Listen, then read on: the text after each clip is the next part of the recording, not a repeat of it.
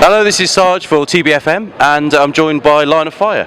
Hello, boys. Hello. Good to have you. Hello. We do a quick round the table. Introduce yourself. Yeah, good morning. I'm Baz, bass and vocals. Steve, I'm drummer.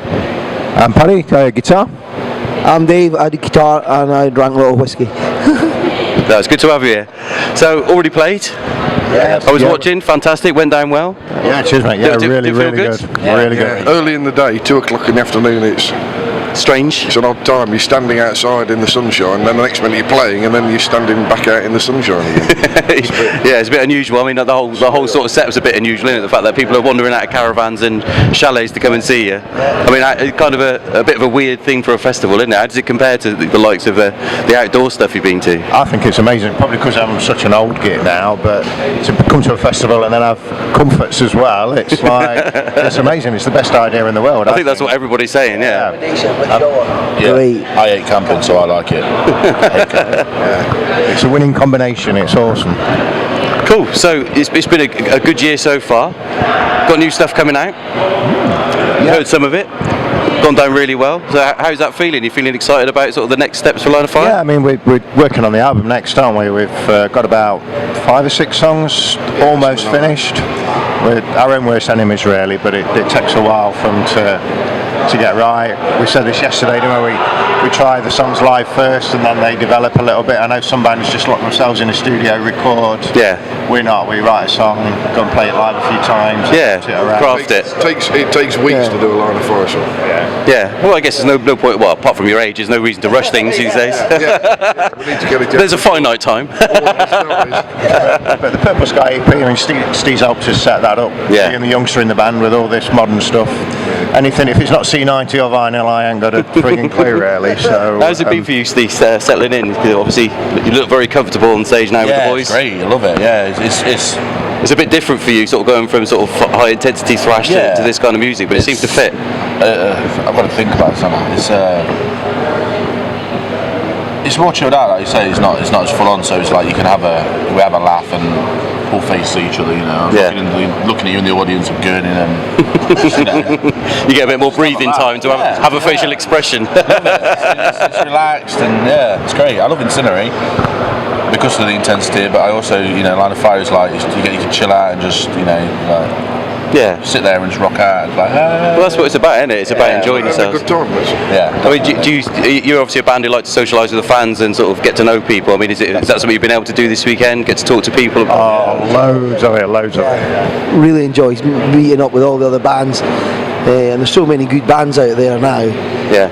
And you play them at different festivals and venues all over the country. Well, I think that's the way sounds have changed. I talk to bands a lot about this because I'm someone who uses Facebook a lot for business and somewhat for recreation, but I guess times have changed a lot and you guys probably seen both sides of it, but the fact now that everybody's kind of immediate with Facebook, so every time you play a gig people can respond and feedback, and every time you put new music out you go on and play, and even yesterday we didn't play for long, by the time you've come off there's photographs on Facebook of you on stage. People writing on your Facebook all saying great set guys, and you're like, literally I just put my sticks down and it comes up on my phone, It's kind of scary, but it's kind of cool as well, isn't it? You get that immediate hit, whereas before, you used to put an EP or an album out and you wait for people to review it and hear it and then see it in the next gig. You don't have to wait for the film to get developed.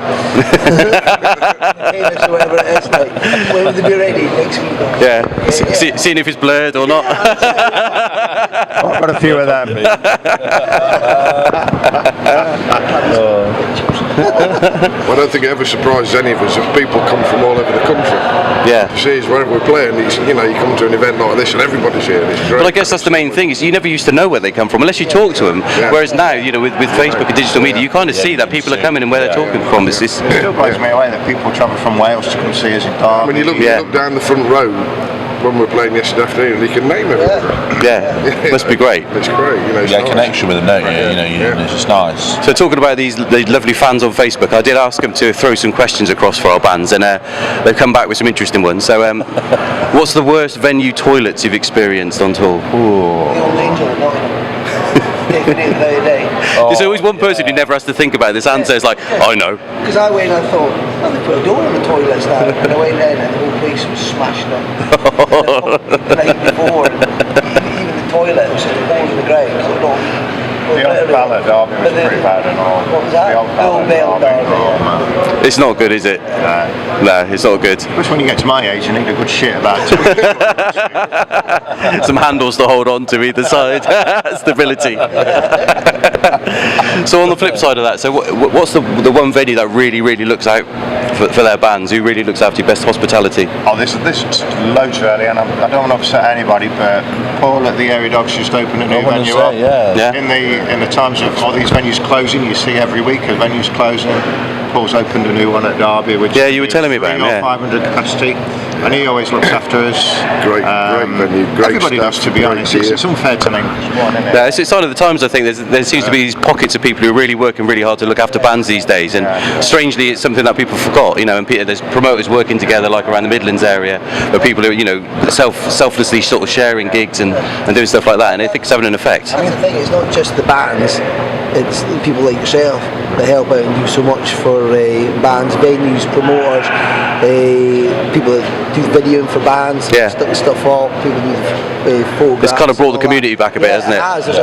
There's a great support network in the throughout from press level. I mean, it's, there's people that we know, and right the way up to other bands, and it's a good. I was going to say the stage crew everywhere, but here you've got such a big thing where so many bands, and it just runs like clockwork. They are amazing. Yeah, it's good to hear. It's a community, and we're all in it for the same end game, isn't it? So why don't we all work together a little bit? So on the same sort of subject, excluding sort of the hometown gigs, is there one region, one area, one venue that when you're putting a tour on, you think that's going to be first on the list? We've got to play there every time. I always enjoy playing South Wales.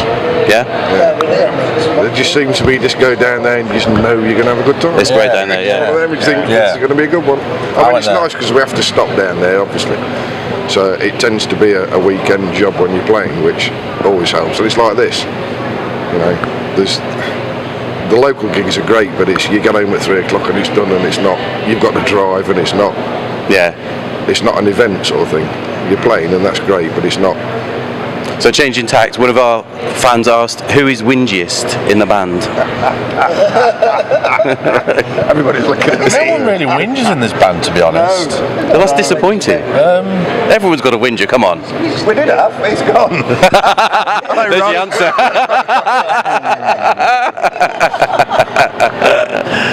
No one really whinges in this band. I don't know. I have a rant sometimes at practice if something's not going right, or that's just because I want the finished product to be spot on, So I rant a bit, but that's just some hot-headed. I get a bit mardy at times because I like everything. There is a reason why Paddy is called Paddy sometimes. I do have a few Paddy moments. The real answer. We all have whinges, but it's all about for the right reasons. It's that's not good. Whinging just to be Productive. Yeah. I like to be organised.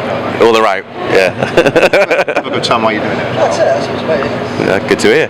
Well, I've got some quick fire questions for you. So, lager or cider? Cider. Lager. Neither. Cliff Burton or Lemmy? Lemon.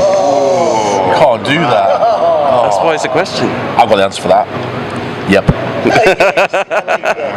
Metallica or Megadeth? Metallica. I always go for Metallica, but the new Megadeth stuff I love. Do you know, I read an amazing fact the other day that the Metallica Black Album is still week on week outselling Dystopia by Megadeth, even though it's selling reasonably well. It's still outselling it. It's amazing. Even now. Yeah. 30th anniversary one at 6,000 a week is selling. Mad, yeah, I read that. Crazy. Just for Master of Puppets crazy. alone. I bet that really pissed off Mustaine, didn't it? If you read that one, he's on Facebook. What? I'm not sharing that. The picture on Facebook of James Hetfield sitting with his kids, and the caption underneath it says, "Daddy, this band Megadeth, is it anything like your band?" Classic. Going back or something, Going back when I would say Lemmy, because Cliff probably wouldn't have been Cliff without Lemmy influencing him. Yeah, fair enough. I couldn't answer that one, to be honest. Both legends. Ozzy or Dio? Ozzy or Dio? I'm going to say Ozzy. I'd probably go Ozzy, but see. I mean, it's a bit like the Lemmy and the Cliff question. There wouldn't have been Ozzy. There wouldn't have been Dio. They've both had such a big impact on the metal world. Deer was a vocalist. It's like saying Bon Scott or Brian Johnson. It's just Exactly. two phases of AC/DC that are both essential and they're both absolutely solid. Definitely. Bon Scott. But still, the songs that have come out with Brian Johnson, it's just two different bands, really, isn't it? If we're talking vocally, it's got to be Dio without question. Yeah. Vocally, but Yeah, fair enough. Ozzy I'm an Aussie man. created metal, didn't he? With Tony and that lot. Yeah. So in terms of playing, Bloodstock or Download? Definitely Bloodload. You can't say anything because you keep getting invited back to both. I'd say Bloodstock just for the support they give unsigned bands Yeah. with the Metal to the Masses. It's amazing. It's absolutely amazing Second these to days. none. No one. Yeah.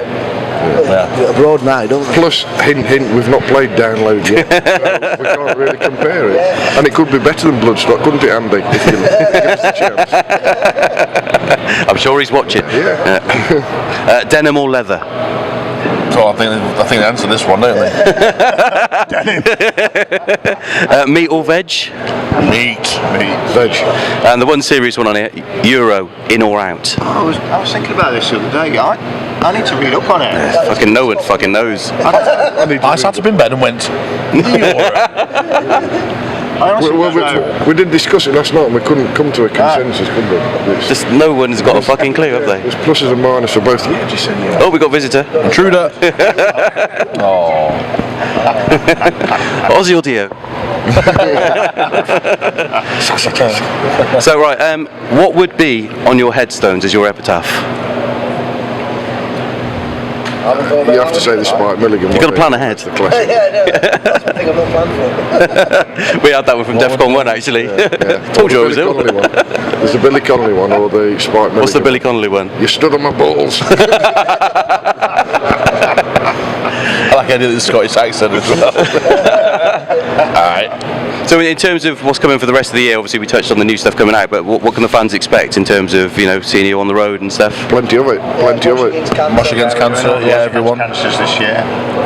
It's coming up in Nottingham. Next week at the Sal. With intake in Mansfield coming up. Great, so getting out there, getting about. All the Mosh Against Cancer. We are available for download should Andy want us. Not hinting Anywhere, we don't care where. Merch stands, anything. Well, very good speech, you guys, and really good to see you play. All the best for the rest of the year. Can't wait to see you again. Thanks, buddy. Cheers. Thank you very much.